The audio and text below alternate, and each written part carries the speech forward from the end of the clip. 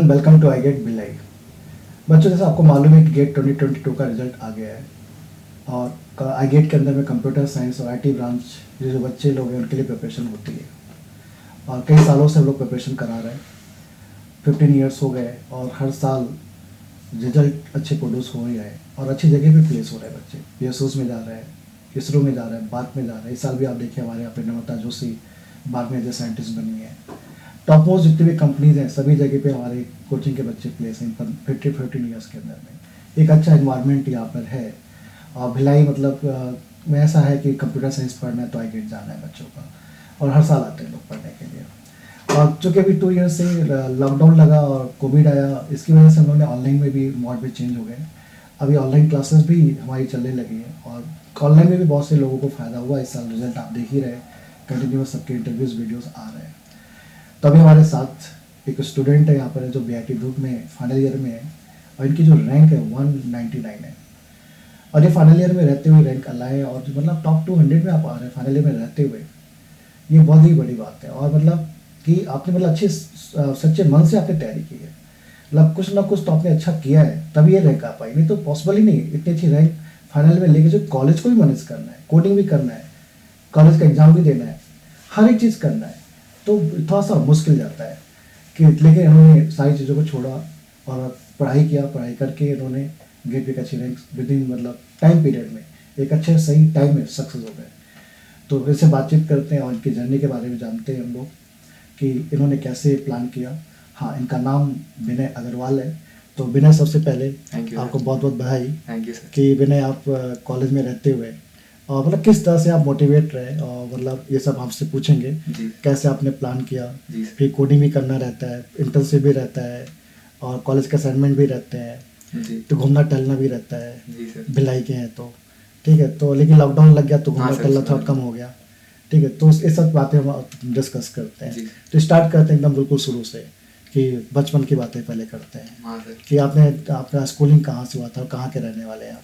Sir मैं यहाँ भिलाई का ही लोकल रहने वाला हूँ और स्कूलिंग मेरी केपीएस नेहरू नगर से हुई थी। तो स्कूल में तो ऐसा शुरू में ऐसा रहता था कि चीज़ें मगअप करनी है और बस वहाँ लिख के आना है, तो अच्छे नंबर आ जाते थे। शुरू में मेरी मम्मी पढ़ाती थी। तो केपीएस में थी? हाँ, नहीं सर, मतलब मेरे को पढ़ाती थी घर पे। तो अच्छे नंबर आ जाते थे। तो फिर उसके बाद धीरे धीरे ऐसी साइंस जिसके अच्छे नंबर आते हैं मैथ्स ले लेते हैं जनरली। तो सर 11th-12th मैथ्स ले लिया। तो फिर मैथ्स के बाद एक ही ऑप्शन बचता है JEE सर। तो मैंने JEE के लिए भी बहुत ऐसा प्रिपरेशन किया था। उस समय इतना नहीं अच्छा रैंक ला पाया था, पर ऐसा था कि एटलीस्ट एक कॉम्पिटिटिव एग्ज़ाम तो एस करना है। तो सर उसके लिए फिर वही JEE के लिए मैंने 2 साल सीरियसली प्रिपरेशन किया था। पर फिर भी आपने 11 से स्टार्ट किया या 10 से? 11 से स्टार्ट किया था आपने। तो फिर उसके बाद आपको क्या कमी लगी उस टाइम में सबकी तैयारी करते? जैसे कंपटीशन लेवल तो हाई रहता है, मतलब हाँ हम IIT JEE और गेट को कंपेयर तो नहीं कर सकते। नहीं सर, क्योंकि वो उसमें नंबर ऑफ स्टूडेंट और सब हर टाइप के स्टूडेंट रहते हैं। ब्रिलियंट स्टूडेंट भी है, कुछ बच्चे तो ऐसे जब आप 11 जब पढ़ने आप गए होंगे, कुछ बच्चे तो कोर्स ही खत्म करके बैठे। हाँ नहीं सर, सही। तो मतलब वो 9 से स्टार्ट कर देते पढ़ना। जी। कुछ लोग तो 8 से स्टार्ट कर देते, मतलब अलग ही तरह की कहानी है वहाँ पे। तो वहाँ पे कंपटीशन लेवल बहुत तगड़ा है। हाँ। और वो मतलब वहाँ का गेट से कंपैरिजन तो नहीं कर सकते, लेकिन तब भी आपको ऐसा क्या लगा कि मैच्योरिटी लेवल कम थी या कुछ? सर मेन दिक्कत रहता है गाइडेंस का सर।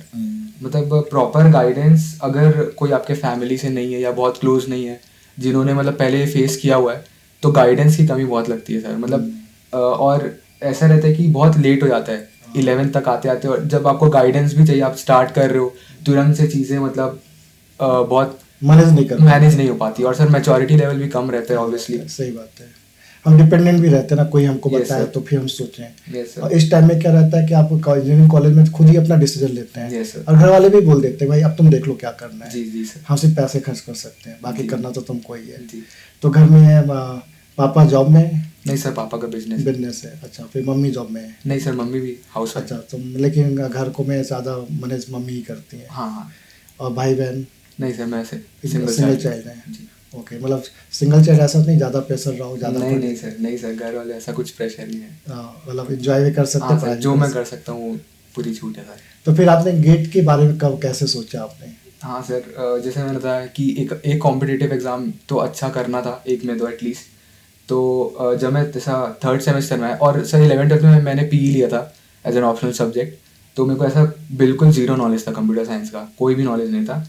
तो जब थर्ड सेमेस्टर में कंप्यूटर साइंस रिलेटेड चीज़ें चालू होती, जब सब्जेक्ट सी, डेटा स्ट्रक्चर, तो मतलब मेरे को बहुत ऐसा डिफ़िकल्टी होता था उनको समझने में।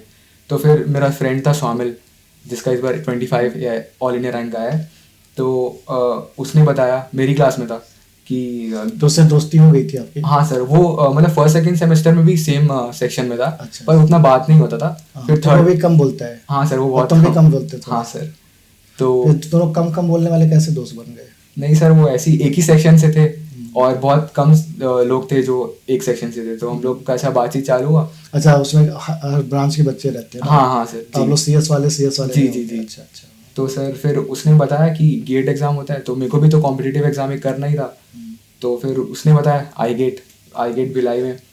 तो मतलब जैसे जब JEE के समय हम लोग ऐसे बहुत सारी कोचिंग्स सर्च करते हैं ऐसा, तो पर मतलब भिलाई में आई गेट ही है कंप्यूटर साइंस के लिए, और कोई ऑप्शन ही नहीं है। तो फिर जैसे स्वामिल ने बताया, मतलब ठीक है भाई। उसको पता था ये सब चीज़ों के बारे में, वो भी कंप्यूटर साइंस स्टूडेंट था। एक्चुअली उसके साथ में उसके सीनियर्स आते हाँ थे, सर, जो उसके उसके रूममेट हॉस्टल वगैरह में थे। सीनियर्स थे, तो उन्होंने उनको बताया था। तो स्वामिल बताया कि आई गेट है। तो फिर आ गए हम लोग, आपसे मिले भी नहीं, हम लोग फीस दे दिए बस सीधा। फिर उसके अगले दिन से क्लासेस सी की लगनी चालू हो गई। सर मेरे को अभी भी याद है, जब पहला वो स्कॉलरशिप टेस्ट हुआ था, 50 मार्क्स का था ना सर? हाँ, ऐसे कुछ था। 50, मेरे 3 नंबर आए थे सर उसमें। तो तो तभी हिम्मत कर पाए गेट पढ़ रहा है? हाँ सर, क्योंकि मेरे को आता ही नहीं था ना बिल्कुल कुछ। आपका बैकग्राउंड था पहले कंप्यूटर साइंस का? नहीं सर, फिजिकल एजुकेशन। अच्छा अच्छा। तो फिर उसमें मेरे 3 नंबर आए थे, तो फिर तो भी मैंने चलो एटलीस्ट नेगेटिव तो नहीं है। तो फिर पहले दिन से जब मेरे को इतना पता था, जब मैं सीखूंगा ना तब आ जाएगा चीज़ें धीरे धीरे समय के साथ। तो फिर जब पहली क्लासेस से आए आपके पास, तो आपका जो स्क्रैच से पढ़ाने का तरीका है ना सर, एकदम बेसिक लेवल से, वो मतलब बहुत ज़्यादा, मतलब सबको साथ में लेके चलने वाला तरीका, मतलब बहुत ज़्यादा अच्छा लगता है। हाँ, हम लोग ऐसा नहीं करते ना, कहीं कहीं कोचिंग में रहता है ना जी, कि A section, B section, C section जी बना जी दो जी अलग सर, अलग। जी उसमें हमको थोड़ा सा पर्सनलिटी लगता है कि यार कैसे हम बोल सकते हैं ये बच्चा नहीं कर पाएगा। जी हमको तो ज़्यादा खुशी तब होती है जब कमज़ोर बच्चा गेट निकाल ले, लगता है यार ये सही काम हुआ। जी जी और इतने ऐसे बहुत सारे बच्चों को उन्होंने पढ़ाया है जिनको, मतलब बिहार के बच्चों को, मतलब उनको कुछ भी कंप्यूटर साइंस पता नहीं था, इवन उनको की खोजना पड़ता था। वो बच्चे जब गेट निकाले तब एक कॉन्फिडेंस आया कि यार कोई भी कर सकता है, जी किसी को कम आंकना ही नहीं चाहिए। इसलिए हम लोग को पर्सनलिटी नहीं करते हैं कि ये अच्छा है खराब, सब अच्छे हैं, बस सही टाइम में सही चीज़ें करने की जरूरत जी, है। बस बस। तो फिर आपने फिर कैसे कॉलेज में, हमको लगता है उस समय तो ऑफलाइन क्लास चल रही थी? हाँ, उस समय सर हमने सी, जब आप पढ़ा रहे थे तब पूरा ऑफलाइन क्लासेस थी। कॉलेज के बाद आते थे, मैं 2 टिफिन लेके आता था कॉलेज के बाद, फिर खा के क्लास अटेंड करता था। फिर उसके बाद जब सी खत्म हुआ फेब के आसपास, फिर डेटा स्ट्रक्चर चालू ही हुआ था, फिर लॉकडाउन लग गया था। टाइम कॉम्पिटिटिव चल रहा था तब? हाँ, टाइम कॉम्प्लेक्सिटी चल रहा था, एसिम्प्टोटिक नोटेशंस, तब लॉकडाउन लग गया था। तो फिर उसके बाद से सारी चीज़ें ऑनलाइन हुई, फिर तब फिर अलग फेज चालू हुआ प्रिपरेशन का। तो ऑफलाइन से ऑनलाइन मोड में कन्वर्ट होने में कितना डिफिकल्टी है? क्योंकि ऑफलाइन जो बच्चा एक बार इन्वायरमेंट देख लेता है ना, तो उसको ऑनलाइन नहीं जमता है, क्योंकि वहाँ पे अपने दोस्तों के बीच में बैठना, हंसी मजाक भी करना, और मतलब एक मन लग जाता है। क्योंकि हम बाकी भी लोगों को देखते हैं, लोग पढ़ रहे हैं तो अपना भी मन लगा रहता है, अपनों को भी पढ़ना है। लेकिन ऑनलाइन में क्या होता है कि आप घर में अकेले बैठ के पढ़ रहे हो, अगल बगल कोई नहीं दिख रहा है, तो ऐसा लगता है कोई पढ़ने में अकेले ही पढ़ रहा हूँ बैठ के। तो कैसा रहता है, मतलब कैसे, कितनी डिफिकल्टी गई आपको इस सर चीज़ मेरे में? को कॉन्ट्रास्ट था, मेरे को ऑनलाइन में ज़्यादा बेटर लगता था, क्योंकि सर टाइम बहुत ज़्यादा की फैक्टर है जो सेव होता है सर ऑनलाइन में, बहुत ज़्यादा ट्रैवलिंग टाइम, और जो भी टाइम है सर इधर उधर, जैसे अब कोचिंग से बाहर भी निकले तो भी इधर थोड़ा बात करेंगे, टाइम वेस्ट होता है सर, टाइम बहुत बचता है। मेन तो मैं बहुत दूर से आता हूँ सर, तो ट्रैवलिंग टाइम बच जाता है। और सर वही है कि अपने पेस पे चीज़ें कर सकते हैं, जैसे अगर साइमल्टेनियसली 3 सब्जेक्ट चल रहे हैं तो हम तीनों कर सकते हैं, और ऑफलाइन में इतनी एग्जॉस्ट हो जाता है आदमी, तो उतना एक ही सब्जेक्ट कर सकते हाँ, हैं, एक जी। दिन में 2 सब्जेक्ट, 3 जी, सर। सब्जेक्ट। नीचे कॉलेज भी रहता है ना सर, लास्ट में आपके रिकॉर्डेड लेक्चर्स रहते थे ऐप पे, तो हम लोग तो 2x पे भी चला के अपने पेस पे, जो पेस सूट कर रहा है उस हिसाब से एडजस्ट कर सकते हैं। वही सर, टाइम सेव होता था बहुत। तो आपने जब एक बार तो 6 में आपने एग्जाम लिखा होगा, जी जी। तो आपका सिलेबस कंप्लीट हो गया था 6 नहीं सर, 6-7 में 6 सेमेस्टर में 65 to 70% सिलेबस कंप्लीट हुआ था। उसमें भी आपने रैंक एक प्रोड्यूस तो कर ली थी, Yes, मुझे sir. भी याद है आपका रैंक। 1748। हाँ, 1748 रैंक, मतलब 2000 के अंदर में अपनी रैंक बना ही ली थी। तो फिर उसके बाद अब फिर आपका जो ये अभी फाइनल ईयर के अंदर भी दोबारा देने का चांस जी बना, जी तो क्या क्या चेंजेस किए अपने प्रिपरेशन के अंदर में, जो आपको 6 सेमेस्टर में लगा कि ये पार्ट मुझे और करना है? जी। पहला स्टेप तो आपने कोर्स कंप्लीट करने के बारे में सोचा होगा। हाँ सर, सबसे पहले तो कोर्स कंप्लीट किया, हम्म, फिर उसके बाद बचता ये कि सर जो चीज़ें पिछली बार कमज़ोर पड़ गई थी उनको इम्प्रूव करना है। तो सर स्वामिल सबसे मतलब एग्जाम्पल है कि वो कैसे चीज़ों को सोचता है। धीरे धीरे मैंने उससे सीखी और फिर खुद ग्रास्प करने लगा, खुद के तरीके बनाने लग गया धीरे धीरे कि कैसे सोचना है, कोई भी नया क्वेश्चन आया, कोई भी नया टॉपिक आया, मतलब खुद के इनपुट्स कैसे डालने हैं उनमें। तो सर धीरे धीरे स्वामिल से ही सीख सीख के तो मैंने सिलेबस कंप्लीट किया, फिर उसके बाद टेस्ट सीरीज़ लगानी चालू की जुलाई अगस्त के आसपास, और फिर उसके बाद बस टेस्ट सीरीज और रिवीजन सिलेबस कब तक आपका कवर हो गया था कंप्लीट? जुलाई तक जुलाई तक खत्म, जी 100% खत्म जी कर जी दिए थे। ऑनलाइन बोर्ड में ये सबसे बड़ा बेनिफिट दिख रहा है मुझे, हाँ सर। कि आप मतलब आप ढंग से पढ़ते हैं और मेहनत करते हैं, तो मुझे हमको लगता है 5 से 6 महीने में आप पूरा सब्जेक्ट खत्म कर सकते हैं। बिल्कुल सर, बिल्कुल। मतलब 6 महीने मैक्सिमम ऐसा लगता है, लेकिन वही है कि आपको टाइम तो देना पड़ेगा हाँ और जल्दबाजी में तो नहीं कर सकते हैं।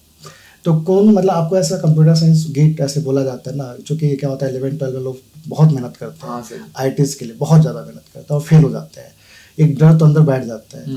तो इसलिए बहुत सारे बच्चे जो कॉलेज में आते हैं ना, वो प्लेसमेंट ओरिएंटेड हो जाते हैं, उनको लगता है यार नहीं ये प्लेसमेंट ले लेंगे, तो आईटी वाईटी निकला नहीं था, आईटी के नाम से ही चिढ़ हो जाती है एक तरीके से। हाँ सर, वो तो हो जाती है। ठीक है, अब नहीं जाना, उधर जाना ही नहीं, और बात हमारे लिए है ही नहीं। तो फिर दोबारा आप गेट के बारे में आपने सोचा, तब आपको कितना मतलब डिफिकल्ट लग रहा था उन सब चीज़ों में? सर शुरू में तो मैं स्वामिल से यही पूछा था जब एडमिशन के समय कि सेम वैसा जेडब्ल्यू टाइप का सिनेरियो तो नहीं होगा। तो फिर उसने बोला कि कंपैरेटिवली ये एक वो हो गया, जैसे कंप्यूटर साइंस के रिलेटेड कोर सब्जेक्ट्स ही आएंगे, और अगर उनमें इंटरेस्ट है तो फिर बहुत ईजी हो जाती है चीज़ें।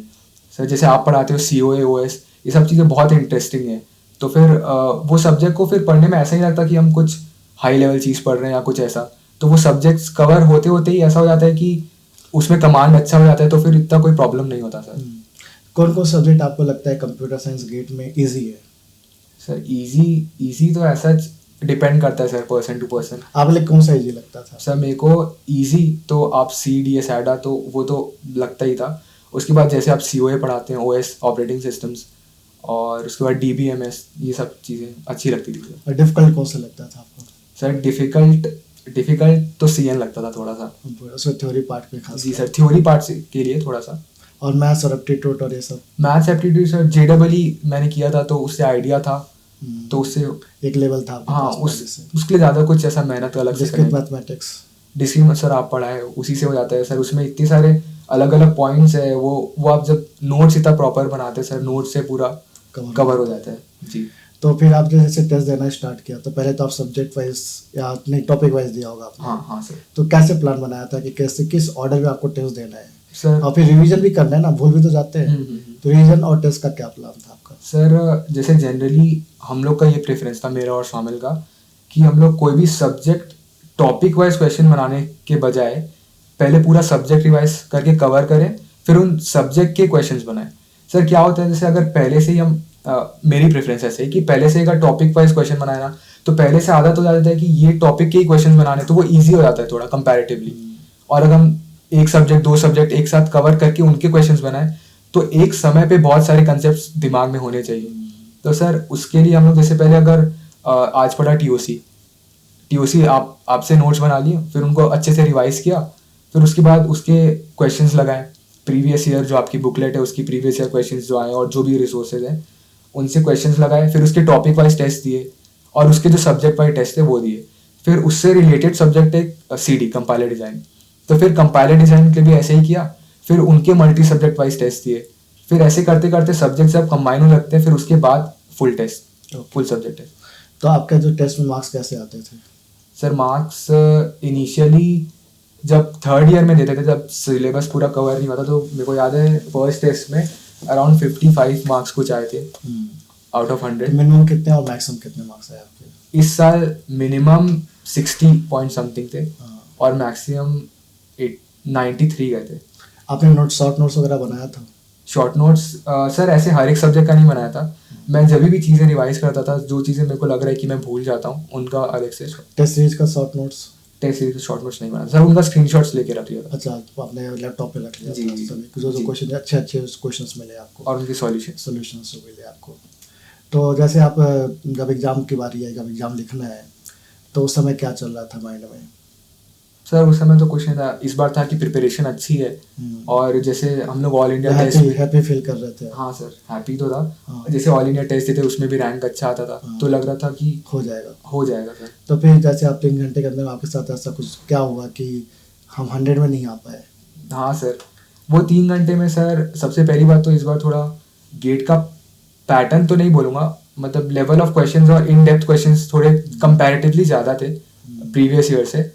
तो ठीक है, मेरा प्लान वही रहता था कोई भी पेपर को सॉल्व करने से पहले कि एक बार देख के जो क्वेश्चंस बन रहे हैं उनको पहले बना दो, और जो नहीं बन रहे हैं या फिर जो बनेंगे भी और जिसमें लग रहा है कि इसमें टाइम ज़्यादा लग सकता है उनको पहले राउंड में पहले इटरेशन में स्किप कर देता था।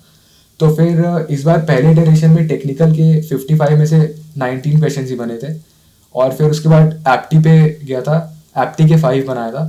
फिर उसके बाद जब सेकेंड राउंड में आया तब फिर बने क्वेश्चंस धीरे धीरे टेक्निकल के। एक बार कॉन्फिडेंस आता है तो फिर क्वेश्चंस बनने लगते हैं। सर कमी वहाँ रह गई कि एप्टीट्यूड हमेशा से मेरा स्ट्रॉन्ग पॉइंट रहा था कि हमेशा ऑलमोस्ट जैसे 15 नंबर्स का एप्टीट्यूड आता है तो मोर देन 13 तो आता ही था।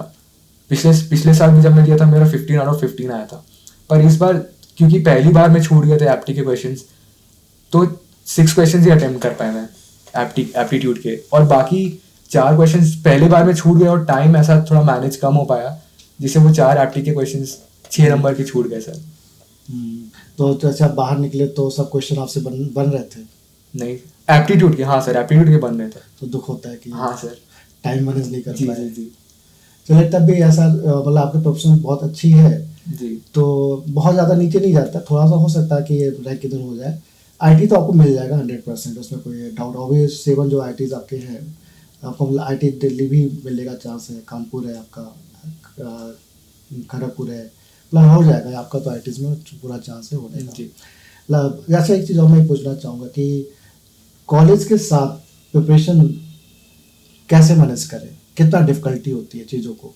सर जब ऑफलाइन चल रहा था तब तो बहुत डिफिकल्टी होती थी, क्योंकि सर ट्रैवलिंग भी करनी है, कॉलेज में भी जाना है, फिर आदमी एग्जॉस्ट हो जाता है।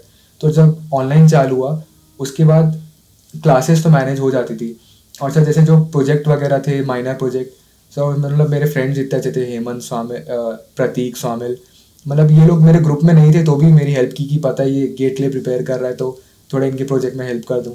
तो सर वो लोग बहुत, मतलब मैं लकी था इस मामले में। दोस्त आपको अच्छे मिल गए? जी जी जी। तो मतलब हर जगह आपका सपोर्ट करते थे जी। वो एक रहता है कि यदि आपका मतलब आपका खुद का नेचर पहले अच्छा होना चाहिए।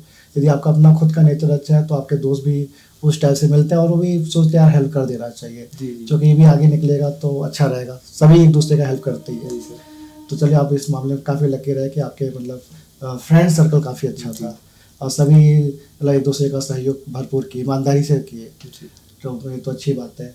तो कॉलेज का जैसे वहाँ पर भी एग्जाम वगैरह होता है ना, लेकिन ऑनलाइन चल रहा था सब कुछ, इसलिए मतलब एक तरह से बोल सकते हैं कि जो लॉकडाउन लगा आप सबके लिए वरदान साबित हो गया। हाँ सर वो तो है, अगर लॉकडाउन नहीं होता तो मैं इतना नहीं कर पाता सर। हाँ, जो कि 6 में भी इसके बाद अभी इधर भी कर लिया आप लोगों ने, काफ़ी अच्छा परफॉर्म कर लिया, इसलिए ठीक है। और क्या आप अपने जूनियर्स को क्या बोलना चाहते हैं? बीआईटी वाले सुन रहे होंगे, ठीक है, क्योंकि बीआईटी एकदम कोचिंग के बगल में ही है। हाँ सर। तो उनको भी रहता है कि यार कोडिंग करे या इंटर्नशिप करे या गेट करे, तो कंफ्यूज रहते होंगे, वो भी होते हैं, सभी होते, वही नहीं मतलब पूरे इंडिया में कंफ्यूज रहते हैं लोग कि क्या करना चाहिए। तो बहुत सारे लोग जो इजी पाथ होता है उसको पकड़ लेते हैं, हिम्मत नहीं जुटा पाते कि अब कुछ बड़ा करना है। तो आपका क्या बोलना चाहते हैं उनको? सर मेरा तो शुरू से ही मोटिवेशन ये था कि जहाँ तक इंटर्नशिप और प्लेसमेंट्स की बात थी कि सर मतलब करना है तो कुछ अच्छे लेवल पे जाके करना है, तो इसीलिए मतलब मैं तो कॉलेज प्लेसमेंट्स में भी नहीं बैठा और इंटर्नशिप्स के लिए भी नहीं। तो बहुत से लोग बोलते हैं कॉलेज में 10 लाख का जॉब लगा लें, क्या मतलब है गेट करने का? नहीं सर, पर वो जो कोर सब्जेक्ट्स है कंप्यूटर साइंस, जो इंटरेस्टिंग पार्ट है कंप्यूटर साइंस का सबसे ज़्यादा इंटरेस्टिंग, जैसे एल्गोरिदम्स है ये सब, सर वो जब चीज़ें सब्जेक्ट के क्लियर हो जाएंगी ना सर, तो वो चीज़ें तो सेकेंडरी है सर। जब नॉलेज अपना बढ़ाने का मैं सोचता हूँ तो सर वही है कि इसलिए मैं नहीं गया, मेरा प्लान भी कुछ था ही नहीं सर, गेट ही था प्लान है। और फुल घर वाले कभी टार्चर नहीं किए? नहीं सर, नहीं। तुम्हारे दोस्तों को सबका जॉब लग गया, तुम घूम रहे हो? नहीं सर, घर वाले बहुत सपोर्टिव हैं सर। तो मेरा एक क्वेश्चन था कि जैसे होता है ना कि आपके दोस्तों का प्लेसमेंट लग रहा है तेजी के साथ में, क्योंकि भाई कंप्यूटर साइंस बहुत ही ग्रोइंग ब्रांच है। इवन दूसरे ब्रांच का भी तो मैंने देखा क्या सिविल वाले तुम्हारे दोस्त लोग जी वो भी अभी जॉब पा गए कॉग्निजेंट में। तुम्हारा एक दोस्त है, क्या बोलते हैं, हमारे सोसाइटी में रहता है, दीक्षित समथिंग करके, प्रांजल सर। प्रांजल अभी मिला था मेरे को। हाँ सर। उसने मेरे को बताया कि बिना मेरा दोस्त है, और एक दो लोग और भी नाम लिया उसने। मैंने पूछा तुम्हारा क्या हुआ अभी, तो बोला मैं सर फाइनल ईयर में हूँ, मेरा भी जॉब लग गया है। तो मैंने देखा सिविल वाले भी इसमें जॉब पा रहे हैं। मतलब पहले तो ऐसा था कि सिविल वालों को अलाउ नहीं करते थे, लेकिन अभी इतनी ज़्यादा रिक्वायरमेंट है इनकी सर्विस कंपनीज की, तो हर एक ब्रांच को अलाउ कर रहे हैं। ठीक है, तो अच्छी बात है। तो चलो इतनी सारा बेरोजगार हो रहा है, इसमें मतलब कोई बुराई तो नहीं है फिलहाल, लेकिन एक प्रेशर रहता है घर पे कि यार जब तुम्हारे दोस्त लोग अदर ब्रांच के जो है वो कंप्यूटर साइंस पे जॉब उठा ले रहे हैं, तो तुम क्या कर रहे हो? सर वैसा कुछ नहीं था सर, घर में मतलब सपोर्टिव थे। मतलब सर मेरा क्लियर था पहले से, अगर पढ़ना है तो फिर कुछ अच्छा ही पढ़ना है सर। तो इंटर्नशिप और कोडिंग और ये नहीं सब सर, में- सर मतलब जैसे कंप्यूटर साइंस ब्रांच है मेरी, तो सर जो उस सब्जेक्ट के एप्लीकेशंस है वो यूज भी तो होने चाहिए ना सर कहीं। मतलब जैसे जो मेरी नॉलेज है कंप्यूटर साइंस को लेके, सब्जेक्ट्स को लेके, वो यूज होनी चाहिए सर। मेन वही है कि वो यूज होगी, मैं अपनी कैपेबिलिटी दिखा सकता हूँ कहीं। तो सर वो ज़रूरी है इसीलिए। तो इसलिए मैं आपका वन सूत्री कार्यक्रम बना के हमें सिर्फ गेट पे ही फोकस रखते जी हैं। जी। और चूंकि इसके एग्जाम्पल्स आपके सीनियर भी थे, हाँ सर, इस- सीनियर्स। मतलब वहाँ से भी मोटिवेशन मिलता था, लोग एप्पल में काम कर रहे हैं, लोग स्टेपलर में काम कर हाँ रहे हैं। सर। ठीक है, पर मतलब वैराइटीज ऑफ कंपनीज, और बीआईटी का जो रिकॉर्ड है वैसे भी काफ़ी अच्छा है जी जी बहुत। कि बहुत मतलब अच्छी अच्छी जगह पे लोग प्लेस है, अच्छी अच्छी जॉब्स कर रहे हैं लोग, इसलिए भी है। ठीक है, बहुत अच्छा लग रहा है आपसे बातचीत करके मुझे। और मतलब आप लोग ने एक कम एज में मेहनत करके, चूँकि स्ट्रगलिंग तो है यार कि सुबह उठना है, क्लास अटेंड करना है, फिर नोट्स भी बनाने हैं, जहाँ पे लोग मूवीज़ और वेब सीरीज़ और ये सब चीज़ें देख रहे हैं, सोशल मीडिया में देख रहे हैं। सोशल मीडिया में अब जैसे मैं देखता हूँ कि जो टॉपर्स मैंने अभी जितने भी मिला हूँ, कोई सोशल मीडिया बहुत ज़्यादा यूज़ नहीं करता है। आप कितना यूज़ करते हैं अपनी लाइफ में, कितना इंपॉर्टेंस आप सोशल मीडिया को देते हैं? तो मतलब फेसबुक में नहीं चलाता, इंस्टाग्राम पे हूँ, पर जब प्रिपरेशन चल रहा था ऐसे कभी एक महीने 15 दिन 20 दिन में थोड़ा सा बोर लगता था, तो फिर ये आजकल बहुत से लोग बच्चे जो है जो प्रिपरेशन करते हैं यूट्यूब बहुत खेलते हैं, उसमें क्या है? Sir YouTube is for entertainment for me at least. जब गेट के लिए प्रिपेयर ये कर कुछ रहे हैं बच्चे ऐसा ही बोलते हैं ना, हम तो गेट की तैयारी यूट्यूब से कर लिए। सर, वो मतलब डॉट्स कनेक्ट नहीं हो पाते सर। मतलब वो पार्शियल कंटेंट रहता है, कोई भी सब्जेक्ट को लेके पूरा इन डेप्थ नॉलेज नहीं दे पाते सर जनरली। और मतलब वही है कि एक स्क्रैच से फिनिशिंग तक, मतलब पूरे शुरू से लेके आखिरी तक नहीं हो पाता सर यूट्यूब में कोई भी कंटेंट कवर, इसीलिए। सबका अलग अलग व्यू हो जी। सकता है, और उनका अपना मानना होता है, आपका अपना रहता है। ठीक है, लेकिन ये है कि मुझे लगता है कि यदि आपको जब तक आप देखो, सबसे अच्छी वीडियो देखा जाए तो भाई एनपीटेल के है, हाँ, आप उनको भी देख सकते हो, लेकिन उसको नहीं देखते बच्चे, क्योंकि उनका कंटेंट अच्छा है। ऐसा नहीं कंटेंट अच्छा नहीं है, कंटेंट बिल्कुल अच्छा, लेकिन उसको देखते हैं बोलते हैं बोर लग रहा है, स्लो है, मतलब बहाने। ठीक है, लेकिन ऐसा कोई टीचर जो मजाक कर रहा है, इस तरह की बातें कर रहा है, तो उनको अच्छा लग रहा है, जबकि कंटेंट जीरो मिल रहा है। तो बच्चों का माइंडसेट भी थोड़ा अलग रहता है, अलग अलग टाइप के बच्चे रहते हैं। कि कुछ लोग ऐसा रहता है कि हमको सिर्फ हर चीज़ में क्या चाहिए, एंटरटेनमेंट चाहिए। तो ये जो आप बड़ी बड़ी पढ़ाई पढ़ते हैं, कॉम्पिटिटिव एग्जाम की तैयारी करते हैं, इसमें उतना ज़्यादा एंटरटेनमेंट नहीं, इसमें आपको एक सिस्टमैटिक प्रिपरेशन चाहिए। जी, जी। और ये सारे इतने बड़े एग्जाम्स इस तरह से नहीं निकल सकते हैं, इसके लिए एक आपको मतलब पाथ बिल्कुल क्लियर ही होना चाहिए। तो विनय, आपने अच्छा रैंक लाया, और आगे आपको Thank you, आईटी से मिल जाएगा, और आप बहुत ही ज़्यादा मतलब आगे बढ़ जाएंगे इन फ्यूचर। और ऑल द बेस्ट, लगे रहिए और अपने जूनियर्स Thank को you. भी मोटिवेट करते रहिए, जी, जी। और जिससे लोगों का भला होता रहे, लोग भी आगे बढ़ते रहे आपकी तरह। जी, जी। क्योंकि अभी आप भी रोज की तरह से रोल मॉडल बन जाएंगे लोगों के, बन गए हैं कि अब लोग आपकी तरह बनने की कोशिश करेंगे लोग। ठीक है, और लोग भी डिसीजन लेंगे कि हमको कुछ अच्छा करना चाहिए। All the best. Thank you sir, thank you.